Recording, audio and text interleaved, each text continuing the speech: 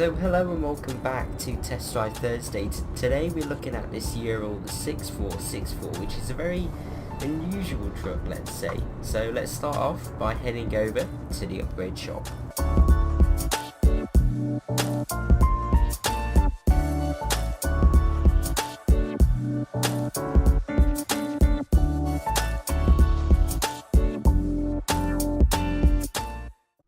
Okay, then, so here we are in the upgrade shop. So there's only one cabin.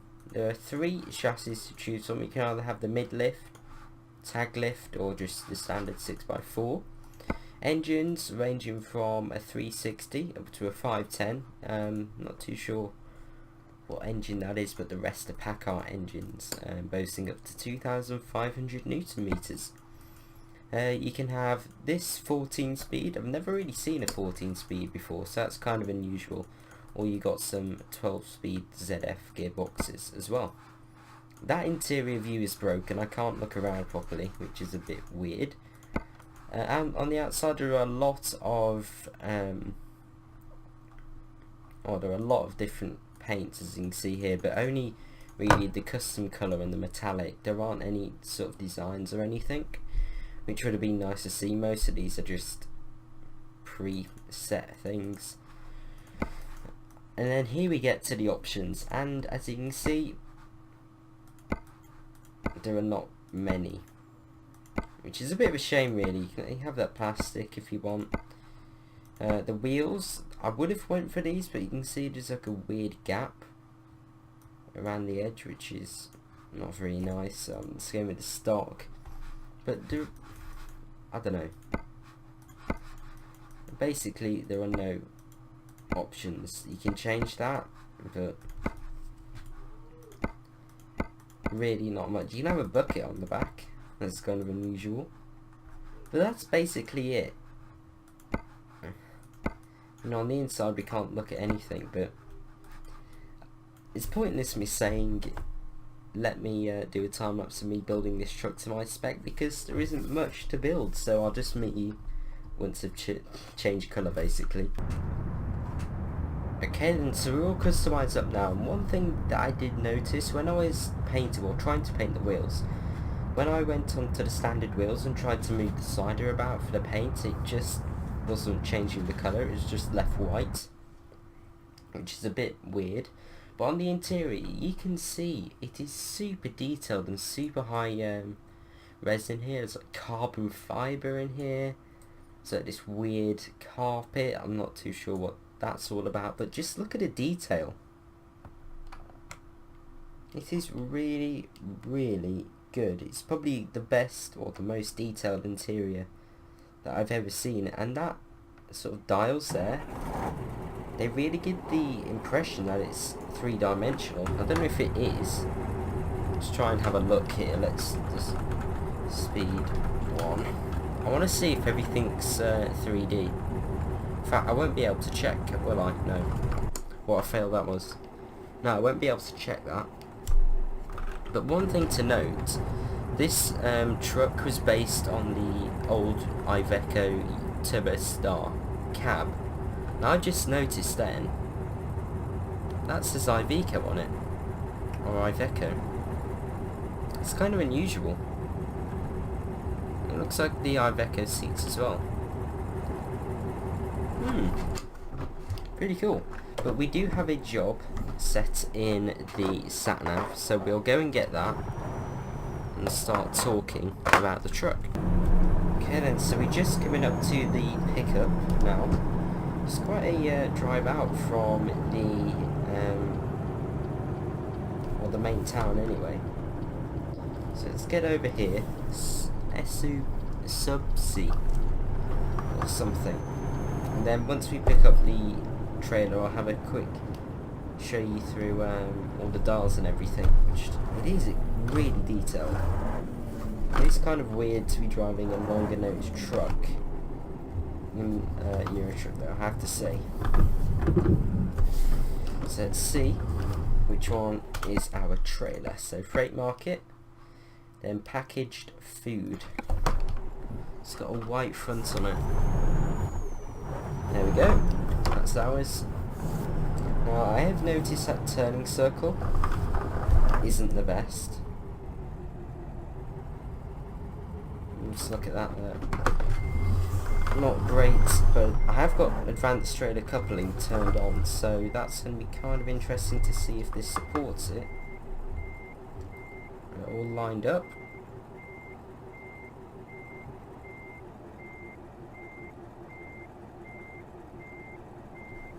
No, I don't think that works. Unless I'm not lined up. Right, where's the thing?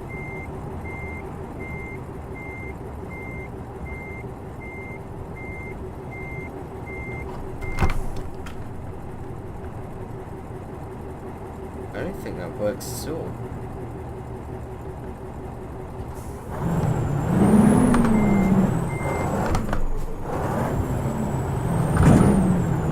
No, I think it's way too high.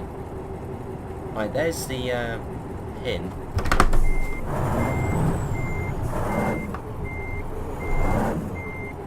No, it just goes straight through. Truck doesn't support it. Kind of interesting, as this thing has been adapted to this version apparently. But yeah, doesn't work. So obviously you got the speedo in kilometers an hour on the left. There's no right hand drive version, I have to say. Fuel in the middle, hazards or lights, you can see that there. You can see that's the full beam. Rev counter on the right, it does go up to about there before it's maxed out. You got that weird aircon, look at that. And then you got a date, oh, sorry not date, you got the time and the outside temperature.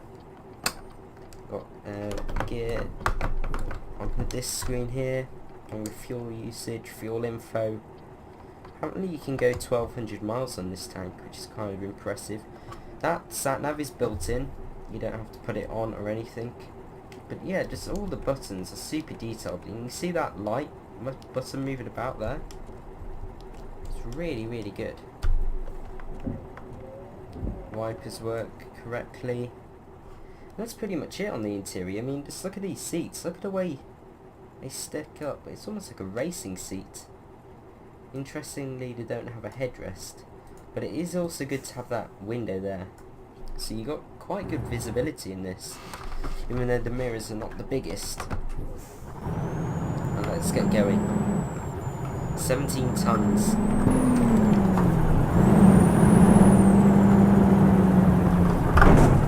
Oops. When you look at it like this, the truck doesn't actually look too big. Like, it doesn't fill the trailer that much.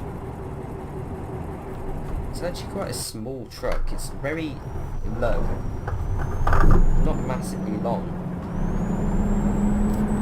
And I've just noticed a problem.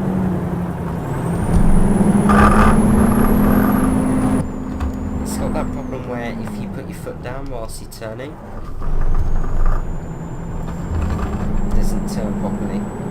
That was fixed a very long time ago, so that's quite interesting that that isn't working. It really is.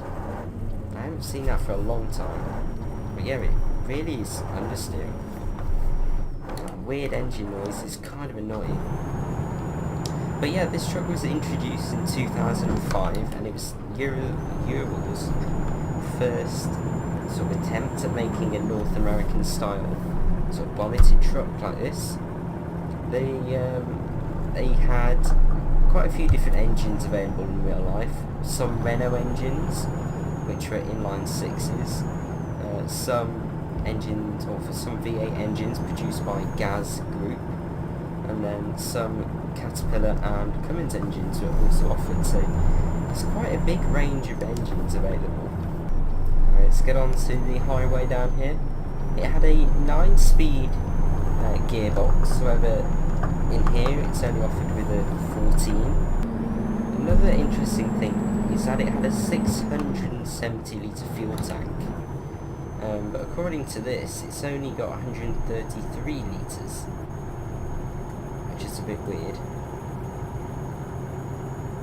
It's not bad to taking us all that distance, but on this job we've now got 110 miles to go, so I guess I'm going to talk about my thoughts on this mod. Now, looking at pictures of the truck in real life, I don't think the exterior is exactly correct. The lights in some parts of the bonnet are not most accurate, and the interior isn't accurate at all.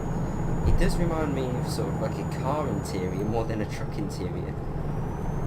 A very old-fashioned one at that. I mean, it's weird having all the carbon fibre. It says prototype on it, so I don't know if the model can't get any good images of the interior to work off, but yeah, it's not accurate, but it's well modelled of what's here. Basically, I'm not too sure what that is down there. Oh, it's radio. There is that, but on the exterior, just sort of the bolts and all the little details underneath are extremely good. They are, I have to say, it's probably one of the best detailed mods I've ever come across. I've got the ZF retarder gearbox, so that was a retarder sound if you wondered. That person up there. But yeah, the exterior is super detailed. I mean, just look at it. We get round to the front. Really isn't bad. Would it be nice to see on the options for the wheels to actually fit correctly? Because using these stock wheels, it's a bit annoying. That's another thing on the upgrades. It would be really good to see some other additions, because I believe I played this mod quite a while ago now, and it doesn't seem that any more things have been added in the upgrade shop, which I don't know why really. I do prefer having a really good model than not having any options to configure with, than having a bad model with lots of configuration options, if you see what I mean. So it's not bad, it's just I would really like to see some more options really, just with the cabin and everything like that. But one thing that I really do like about this is the bonnet. Now you can line it up, that little end hinge there, that lump, you can line it up with that one in the middle, and you can get it perfectly in lane look, which is really, really helpful. And I think it looks so aggressive and easy to sort of place on the road with these two sort of lumps in it. It's really, really good. Like, it gives you a good idea of where the front wheels are, which is really helpful with things so big as this. But yeah, it's not bad to drive. I mean, it's 12 speed. I'll probably say the 14 is probably the best. I mean, second and fourth, not that useful. 6th or 5th is where you probably want to start off, especially going around town. The engine audio, it's very whiny with that turbo engine. I mean, let's drop down a gear.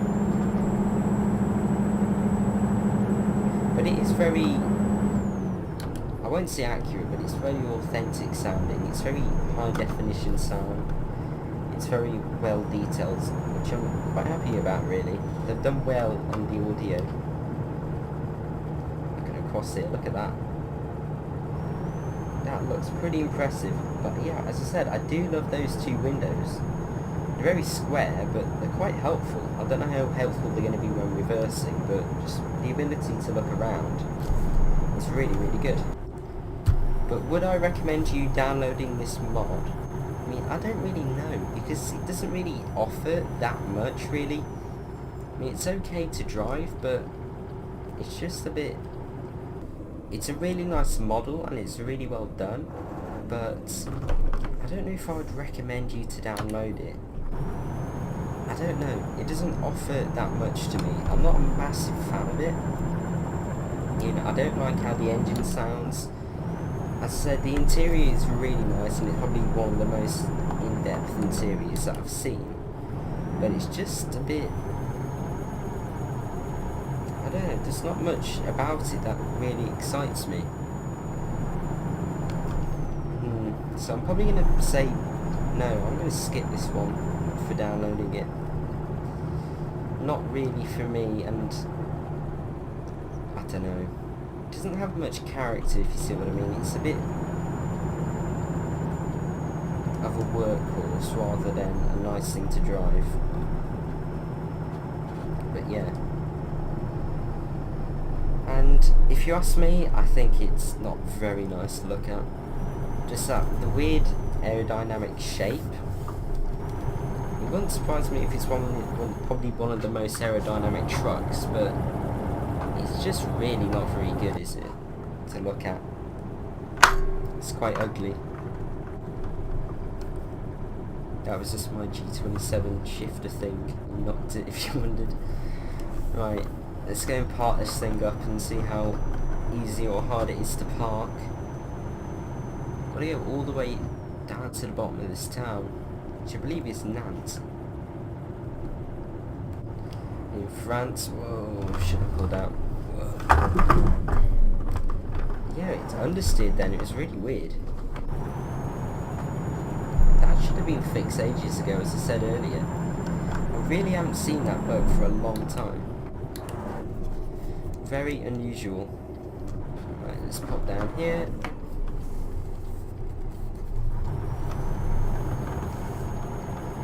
Mercedes-Benz dealership.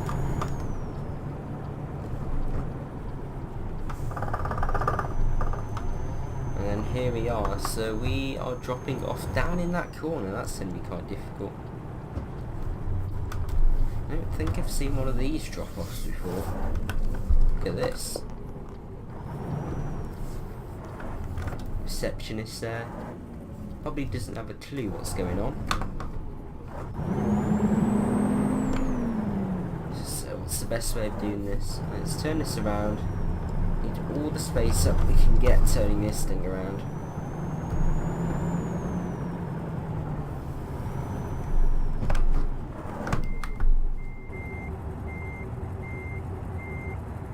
Right. Concentrating mode. Wow, that turns rather sharp.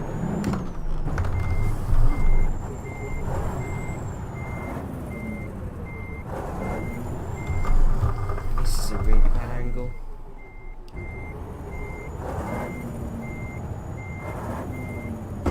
No. I can't go in like that.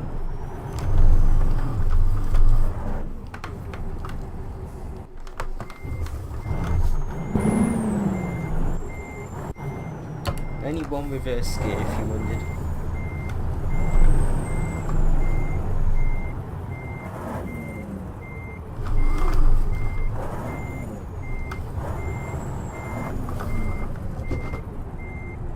Oh, I can't really see if that's going to hit or not. It's quite close.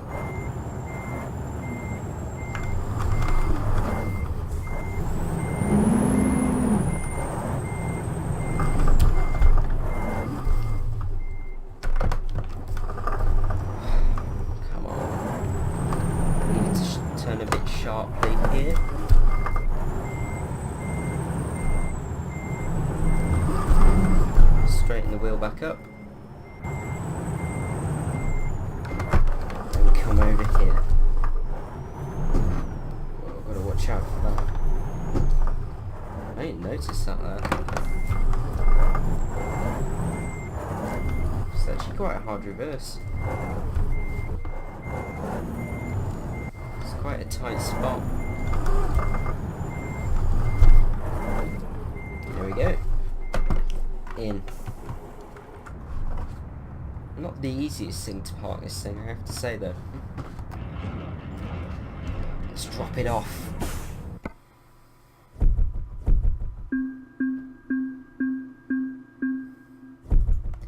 7 grand.